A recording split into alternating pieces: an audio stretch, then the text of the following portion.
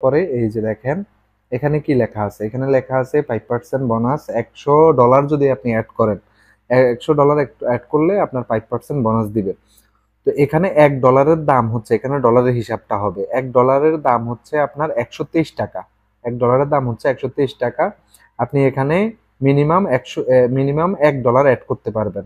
কোনো সমস্যা হলে এই হোয়াটসঅ্যাপ নাম্বারে যোগাযোগ করতে পারেন, অথবা এই যে হোয়াটসঅ্যাপ আইকনটা আছে এই আইকনে আপনারা যোগাযোগ করতে পারবেন, বুঝছেন? তো এখানে আমি মনে করেন যে $1 নিব, তো আমি $1 এক লিখলাম। ঠিক আছে, এক লিখে আমি এখানে অ্যাড পাউন্ডে দিয়ে দিলাম। এভাবে চলে আসবে বিকাশ, নগদ, রকেট, সাথে ব্যাংক আছে এই সাইডে আপনি দিলে ব্যাংকের আসলে ইসলামী ব্যাংক, ডাচ বাংলা ব্যাংক। তো আমাদের মোবাইল ব্যাংকিং আমরা এখান থেকে করব।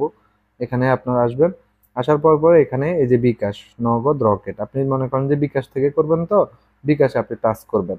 টাচ করার পরে এই যে দেখছেন আপনি যে $1 দিচ্ছেন না, $1 আপনার টাকার পরিমাণ আসছে কত, 123 টাকা।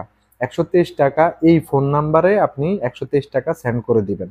এই ফোন নাম্বারে 123 টাকা সেন্ড করে দিবেন। সেন্ড করে দেওয়ার পরে আপনার এখানে এরকম একটা আইডি আসবে, এখানে এরকম একটা এরকম মেসেজ আসবে।